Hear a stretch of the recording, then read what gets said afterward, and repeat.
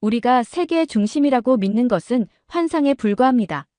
세계 국제 포럼에서 발언이 시작되었습니다. 그녀는 눈을 굴렸습니다. 그녀에게 한국은 지도에서 거의 보이지 않는 작은 나라에 불과했습니다. 그런데 화면에 나타난 숫자들이 그녀의 확신을 흔들기 시작했습니다. 5분 만에 보험 서류 처리가 끝나는 의료 시스템, 실시간 수질 모니터링 앱, 자살 방지 시스템이 설치된 다리들. 이건 불가능합니다. 그녀의 얼굴이 창백해졌습니다. 편견 가득했던 그녀를 놀라게 한 이야기 바로 시작합니다. 안녕하세요. 제 이름은 에밀리 잭슨이에요. 저는 옥스포드 대학교에서 연구원으로 일하고 있어요. 여러 나라들이 문제를 어떻게 해결하는지 연구하고 있죠. 그 회의실은 전 세계에서 온 중요한 사람들로 가득 차 있었어요. 다들 멋진 정장을 입고 자신감 넘치는 목소리로 이야기하고 있었죠. 저도 그곳에서 편안함을 느끼고 있었어요. 제 어두운 재킷은 완벽하게 다려져 있었고 얇은 안경은 코 위에 딱 맞게 걸려 있었거든요. 항상 전문적으로 보이도록 신경 쓰고 있었어요. 오늘은 거의 마무리가 됐네요. 회의를 진행하던 사람이 시계를 보며 미소 짓고 있었어요. 마지막으로 하실 말씀 있으신 분 계신가요? 사실 저는 발언할 계획이 없었어요. 하루 종일 다른 사람들이 말하는 것을 듣고 분석하고 제 방식대로 정리해서 기록하고 있었거든요. 그게 제가 가장 잘하는 일이니까요. 그런데 갑자기 계획에 없던 말이 제 입에서 튀어나왔어요. 한국이요? 그 작은 나라 말인가요? 왜 그런 말을 했는지 저도 모르겠어요. 아마도 하루 종일 아무도 한국에 대해 언급하지 않았기 때문일 수도 있고, 아니면 제 마음속에서 이미 어떤 나라가 중요하고 어떤 나라가 중요하지 않은지 결정해버렸기 때문일 수도 있어요. 방 안이 조용해졌어요. 저는 노트북 커버를 톡톡 두드리며 살짝 미소 짓고 있었죠.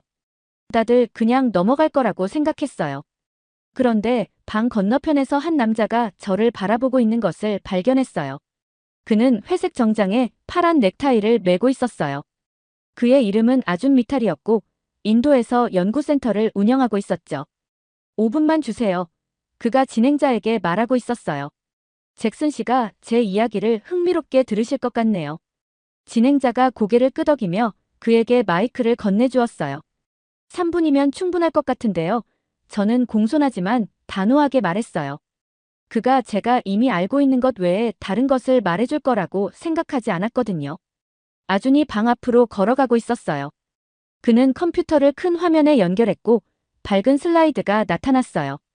거기에는 사회 안전망의 첫 단계, 통합건강보험이라는 말이 적혀 있었죠. 알고 계셨나요? 그가 말하기 시작했어요.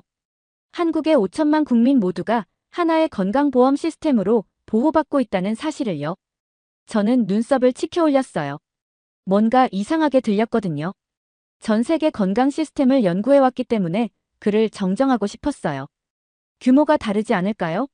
제가 말했어요. 작은 나라는 큰 나라가 할 수 없는 일을 할 수 있다는 뜻이었죠.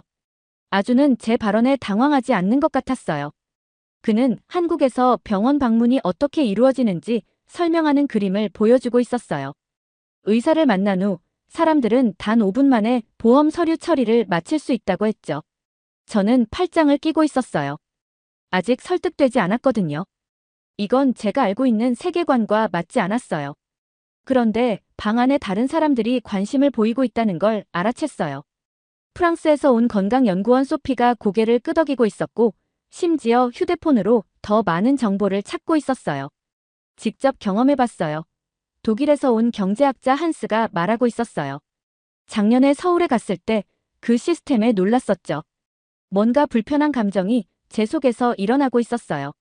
자신이 뭔가에 대해 틀렸을 수도 있다는 걸 깨달을 때 드는 그런 느낌이었죠. 저는 이런 느낌이 싫었어요.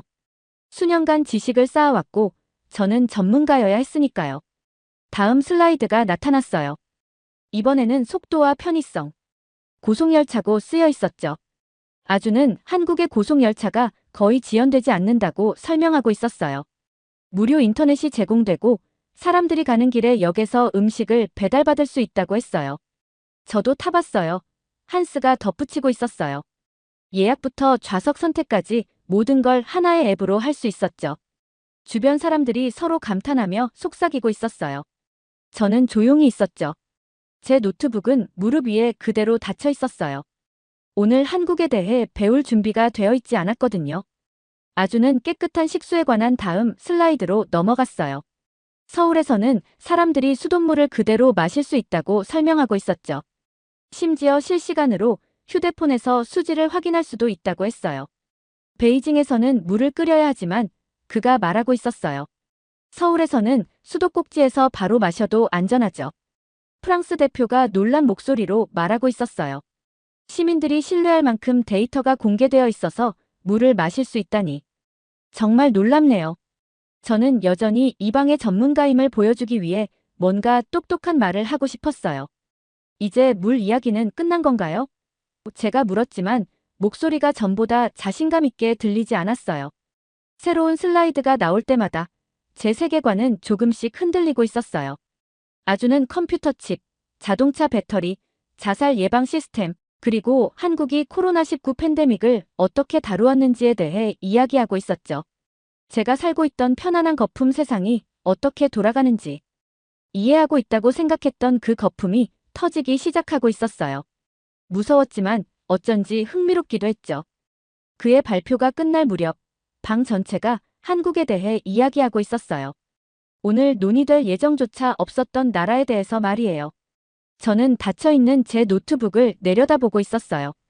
제가 조심스럽게 정리해둔 모든 생각들이 이제는 달라 보였어요. 마치 작은 창문을 통해 세상을 바라보고 있었는데 누군가 제가 몰랐던 문을 열어준 것 같았죠. 모든 것을 알지 못한다는 이 느낌, 놀랐다는 이 느낌. 불편했어요. 하지만 깊은 내면에서 저는 다른 것도 느끼고 있었어요. 호기심의 불꽃이 일어나고 있었죠. 더 알고 싶다는 욕구가 생기고 있었어요. 이제 회의는 끝나가고 있었어요. 사람들은 짐을 모으고 있었죠. 하지만 저는 가만히 앉아서 방금 일어난 일에 대해 생각하고 있었어요. 그저 또 다른 지루한 회의에 참석한 줄 알았는데 제 세계관이 완전히 바뀌게 될 줄은 몰랐던 거죠. 회의 둘째 날 건물로 들어가면서도 아르준의 발표가 계속 머릿속에 맴돌고 있었어요. 어제는 한국에 대해 정말 놀라운 것들을 알게 됐거든요. 오늘은 제가 알고 있다고 생각했던 것들이 다 맞는 건지 확신이 없더라고요. 아침 햇살이 회의실 큰 창문으로 쏟아지고 있었어요. 저는 커피잔을 꽉 쥐고 있었죠. 어젯밤에 잠을 제대로 못 잤거든요. 아르준이 보여줬던 슬라이드들이 자꾸 머릿속에서 맴돌았어요. 건강보험 시스템, 빠른 기차들, 수돗물을 그냥 마실 수 있을 정도로 깨끗한 물. 이런 것들이요. 어제와 같은 자리에 앉았어요. 노트는 펼쳐져 있었지만 페이지는 텅 비어 있었죠. 보통은 이런 회의에 계획을 가지고 와요. 뭘 말하고 싶은지, 뭘 배우고 싶은지 알고 오는데 오늘은 뭔가 달랐어요. 아르준이 방에 들어왔어요. 그가 살짝 미소 지으며 고개를 끄덕이더라고요. 저도 빠르게 고개를 끄덕였어요. 아직 그와 대화할 준비가 됐는지 확신이 없었거든요. 오늘 첫 발표자는 대도시 수자원 시스템에 대해 이야기하고 있었어요. 문득 아르준이 어제 한 말이 생각났어요. 서울 사람들은 휴대폰으로 수질을 확인할 수 있다고 했던 거요. 제가 스스로를 막을 새도 없이 손을 들고 있었어요. 한국의 수질 모니터링에 대해 더 알고 싶은데요. 정확히 어떻게 작동하나요? 제가 물었어요. 몇몇 사람들이 저를 쳐다봤어요. 그들은 제가 어제 한 말을 기억하고 있었거든요. 한국, 그 작은 나라. 이제 제가 갑자기 한국에 대해 물어보니 놀란 것 같았어요. 아르준이 일어섰어요. 그 시스템은 수도 공급망 전체에 센서를 설치해요. 데이터는 공공 웹사이트와 앱으로 바로 전송됩니다. 누구나 언제든지 자기 지역 물의 pH 수치, 염소량, 탁도를 확인할 수 있어요. 이걸 받아 적고 있었어요. 정말 간단하면서도 똑똑한 시스템이라는 생각이 들었죠. 커피 브레이크 시간에 프랑스에서 온 건강연구원 소피가 제 옆으로 다가왔어요. 한국 건강보험 시스템에 대해 더 찾아봤어요. 소피가 말하고 있었어요. 정말 인상적이더라고요. 모든 의료비의 약 60%를 보장하고 서류 작업도 거의 다 디지털로 처리한대요. 저는 커피를 홀짝이며 고개를 끄덕였어요. 이건 내가 알았어야 하는 건데. 속으로 생각하고 있었죠. 어떻게 내 연구에서 이렇게 중요한 시스템을 놓쳤지? 점심 식사 후에는 교통 시스템에 대한 세션이 있었어요. 독일 경제학자 한스가 여러 나라의 고속열차 사진을 보여주고 있었죠. 한국의 KTX 열차 사진이 나오자 저는 자세를 바로 했어요. 한국 기차 시스템은 전국을 연결하고 있어요. 한스가 설명하고 있었어요. 서울에서 부산까지 국토 전체를 가로질러 단 2시간 반 만에 갈 수 있습니다. 지난 여름 런던에서 에든버러까지 기차로 갔던 일이 생각났어요. 거의 5시간이 걸렸고 인터넷도 계속 끊겼었죠. 간식도 직접 챙겨가야 했고요. 오후 휴식 시간에 저는 아르준 쪽으로 걸어가고 있었어요. 발이 저절로 움직이는 것 같았어요. 한국의 반도체 산업에 대해 더 알려주실 수 있을까요? 제가 물었어요. 그 말이 제 입에서 나오니 이상한 느낌이었어요. 보통은 다른 사람들에게 정보를 물어보는 게 익숙하지 않거든요. 대개는 사람들이 저에게 물어보죠. 아르주는 놀랐지만 기뻐 보였어요. 물론이죠. 한국 기업들이 세계 메모리 칩의 약 70%를 생산한다는 거 알고 계셨나요? 중국에서 만든 휴대폰도 한국산 메모리를 사용하고 있어요. 저는 고개를 저었어요. 그건 몰랐거든요. 그리고 단순히 물건을 만드는 것만이 아니에요. 아르준이 계속 말하고 있었어요. 한국 연구팀들은 컴퓨터 작동 방식을 바꿀 수 있는 차세대 기술을 연구하고 있어요. 혁신에 대해 제가 작성했던 모든 보고서들이 생각났어요. 어떻게 이런 것들을 간과했을까요? 하루가 지나면서 저는 계속 손을 들고 있었어요. 제가 묻는 질문마다 제 마음속의 벽이 하나씩 무너지는 것 같았죠. 제가 잘 이해하고 있다고 생각했던 세상이 달라 보이기 시작했어요. 하루가 끝날 무렵 제 노트북은 새로운 사실과 아이디어로 가득 찼어요. 너무 많이 써서 손이 아플 정도였죠. 하지만 단순히 사실만 모으고 있던 게 아니었어요. 새로운 시각을 얻고 있었던 거예요. 그날 밤 호텔방에서 노트북을 열었어요. 한국에 대해 더 많은 정보를 검색하고 있었죠. 한국 전쟁 후 매우 가난했던 나라에서 불과 몇십 년 만에 가장 발전된 국가 중 하나가 된 역사에 대해 읽고 있었어요. 그들의 교육 시스템, 영화, 전 세계적으로 인기를 얻고 있는 음악에 대해서도 읽었어요. 코로나19 팬데믹 동안 추적 앱과 드라이브스루 검사로 대응한 방법도 살펴봤고요. 마침내 노트북을 닫았을 때 시계는 새벽 2시를 가리키고 있었어요. 눈은 피곤했지만 머릿속은 완전히 깨어 있었죠. 마치 새로운 땅으로 막 건너온 여행자 같은 기분이었어요. 지도에는 항상 있었지만 제가 진정으로 보지 못했던 곳으로요. 내일이 회의 마지막 날이에요. 오늘 전에는 옥스포드의 편안한 사무실과 익숙한 책들이 있는 집으로 돌아갈 수 있는 시간만 세고 있었어요. 이제는 시간이 더 있었으면 하는 바람이 생기더라고요. 호텔 창문 너머로 도시의 불빛을 바라보고 있었어요. 저 멀리 세계 어딘가에는 제가 무심한 발언으로 무시했던 나라가 있어요. 빠른 기차, 깨끗한 물, 첨단 기술, 그리고 제가 아직 모르는 더 많은 것들이 있는 나라요. 마침내 잠이 들면서 중요한 것을 깨달았어요. 이건 단지 한 나라에 대한 사실을 배우는 것만이 아니었어요. 제가 알고 있다고 생각하는 모든 것에 의문을 품는 것이었죠. 놀라움에 열린 마음을 갖는 것, 모든 답을 알고 있지 않다는 걸 인정하는 것이었어요. 그리고 그게 아마도 가장 소중한 교훈일 거예요. 그날 아침, 바깥에는 먹구름이 가득 끼어 있었어요. 곧 비가 내릴 것만 같았죠. 밤늦게까지 한국에 대해 읽느라 머리가 무거웠어요. 하지만 피곤했음에도 제 마음은 완전히 깨어 있었어요. 오늘은 뭔가 달랐어요. 회의실에 들어가면서 저는 평소처럼 뒷자리에 앉지 않았어요. 대신 맨 앞줄 자리를 골랐죠. 모든 내용을 명확하게 듣고 싶었어요. 배우고 싶었거든요. 오늘의 주제는 여러 나라들이 코로나19 대유행에 어떻게 대처했는지였어요. 제가 많이 알고 있는 주제였죠. 적어도 그렇게 생각했었어요. 하지만 이제는 그렇게 확신하지 못하고 있었어요. 첫 번째 발표자가 여러 나라의 통계가 담긴 차트를 보여주고 있었어요.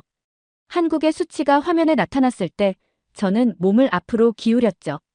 그들은 더 크고 부유한 많은 나라들보다 바이러스에 훨씬 잘 대처했더라고요.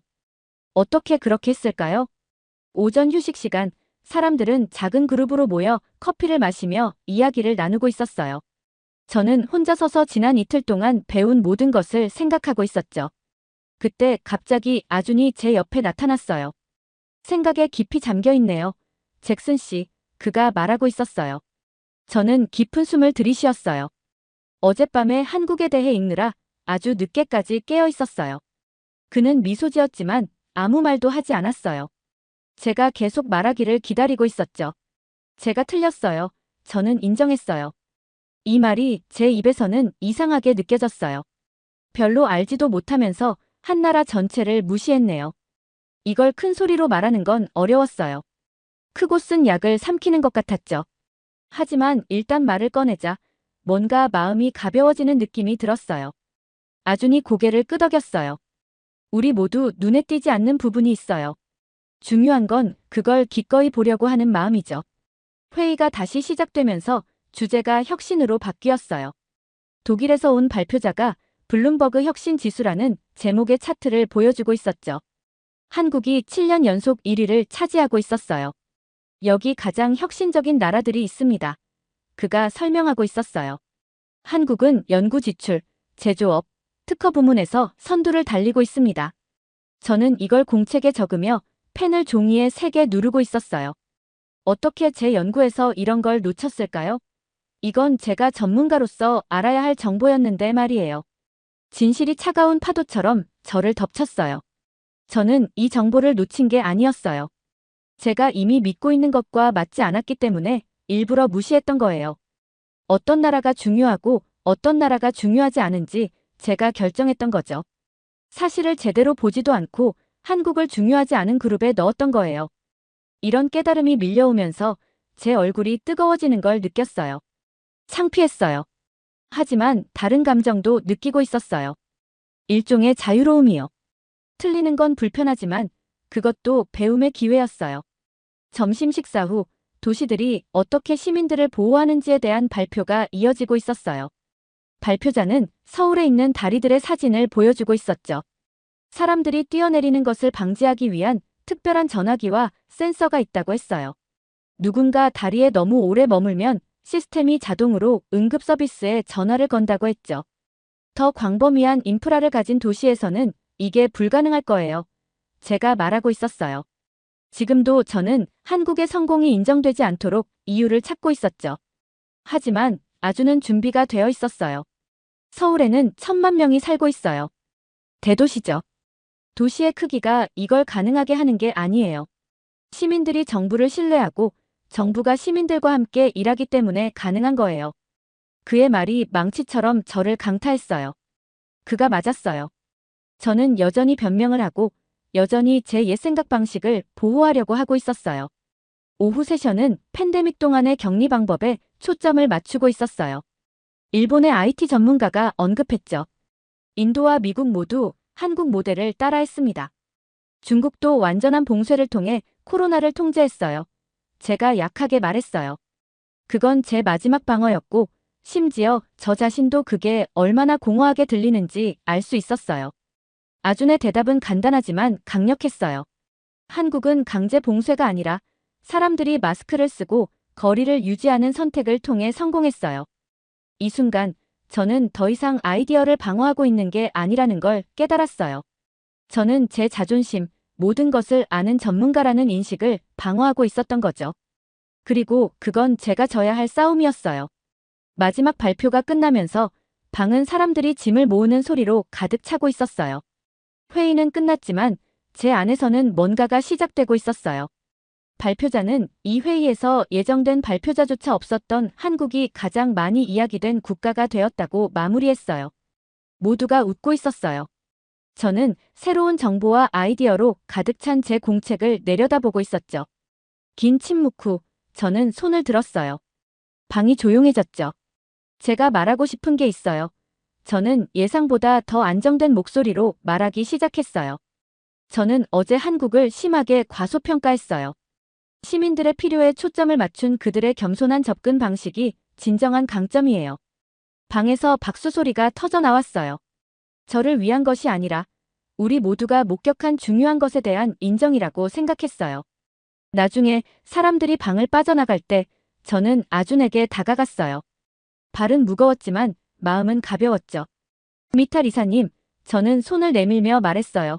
지난 며칠 동안 많은 것을 가르쳐 주셔서 감사합니다. 언젠가 직접 한국을 보고 경험하고 싶어요. 그의 미소는 따뜻하고 진실했어요. 언제든지 환영합니다.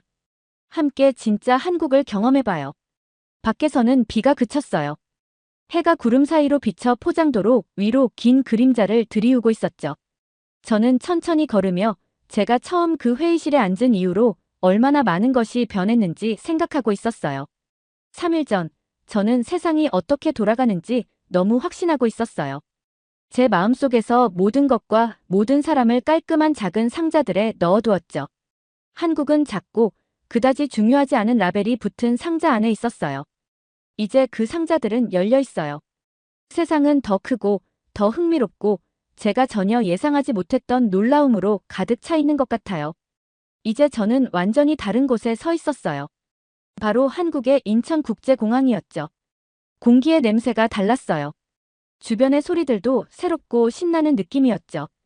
사람들이 작은 기계에 건강보험 카드를 대는 모습을 지켜보고 있었어요. 아준이 설명했던 것처럼 모든 과정이 몇 초밖에 걸리지 않았어요. 정확히 그가 말했던 그대로였지만 직접 눈으로 보니 말과 사진으로는 절대 느낄 수 없었던 방식으로 실감이 나고 있었어요. 제 캐리어가 뒤에서 굴러오는 소리를 들으며 표지판을 따라가고 있었어요. 모든 것이 한국어와 영어로 되어 있었죠. 이 여행을 위해 기본적인 한국어 몇 마디를 배워뒀어요. 안녕하세요는 인사말이고 감사합니다는 고맙다는 뜻이었죠.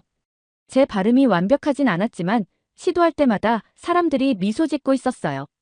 저는 동아시아의 신흥혁신 생태계라는 6개월짜리 연구 프로젝트를 위해 이곳에 왔어요.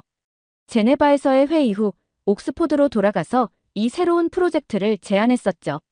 교수님들은 처음에 놀라셨어요. 한국이요? 당신답지 않네요. 라고 말씀하셨죠. 저는 그저 미소 지었어요. 공항에서 서울까지 가는 기차는 공항철도라고 불렸어요. 깨끗하기 그지없었고 좌석도 편안했죠. 기차가 움직이기 시작했을 때 너무 부드러워서 거의 느껴지지 않았어요. 무료 인터넷도 완벽하게 작동하고 있었죠. 정확히 아준이 말했던 그대로였어요. 창문을 통해 하늘을 향해 솟아오른 높은 건물들이 보였어요. 이곳은 한국 전쟁 이후 불과 70년 전만 해도 매우 가난했던 나라였어요. 지금 이 모습을 보세요. 정말 놀라운 변화였어요. 새 공책을 꺼냈어요. 예전 공책은 3개월 전 그 회의에서의 메모로 가득 차 있었죠. 이 새 공책은 비어 있었고 새로운 발견들을 기다리고 있었어요. 첫 페이지에 날짜를 적고 한국에서의 첫날이라고 덧붙였어요. 나이 지긋한 한국 여성분이 제 맞은편에 앉아 있었어요. 그분은 제가 글을 쓰고 있는 것을 보고 미소 짓고 계셨고 저도 미소로 답했어요. 이 나라가 그분의 일생 동안 어떻게 변해왔는지에 대한 이야기를 들려주실 수 있을까 궁금했어요. 휴대폰에서 알림음이 울렸어요. 아준에게서 온 메시지였죠. 안전하게 도착했나요? 정착하면 알려주세요. 아준은 제가 이 여행을 계획하는데 도움을 주고 있었어요. 서울대학교 연구자들과 연결해 주었고 한국의 혁신을 더 잘 이해하기 위해 방문해야 할 곳들도 추천해 주었죠. 그는 제 옛 이해 방식과 제가 탐험하고 있는 이 새로운 세계 사이의 다리 역할을 하고 있었어요. 다시 창밖을 바라봤어요. 이제 서울로 들어가고 있었죠. 한강이 우리 아래로 넓고 힘차게 흐르고 있었어요. 자살 방지 시스템이 있는 다리들에 대해 읽었던 것이 생각났어요. 지금 그 다리들 중 몇 개가 보이고 있었죠.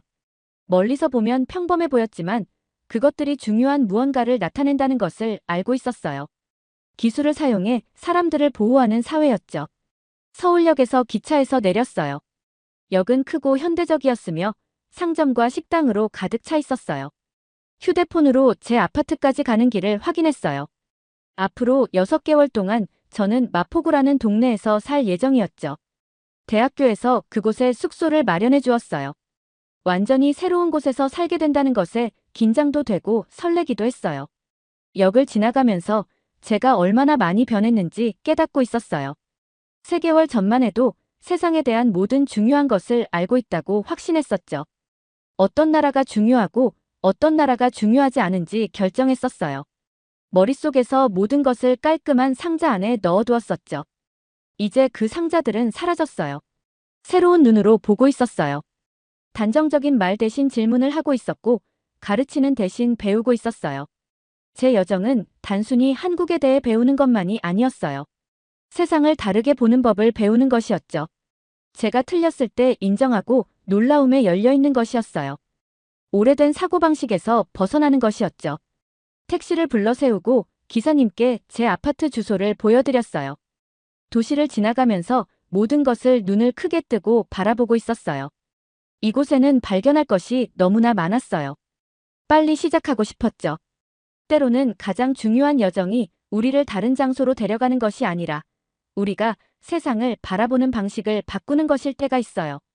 그리고 그 여정은 이제 막 시작되었을 뿐이었죠. 잘 들으셨나요? 세상에는 가슴 따뜻한 이야기들이 가득합니다. 감동 힐링 사연은 해외에서 전해지는 감동적인 사연들을 소개하며 다양한 이야기들을 통해 위로와 희망, 그리고 하루의 힐링을 선물해드립니다. 조그마한 힐링이 되셨다면 구독과 알림 설정도 큰 힘이 되어요. 다음 영상에서 더 좋은 사연으로 찾아뵙겠습니다. 시청해주셔서 감사합니다.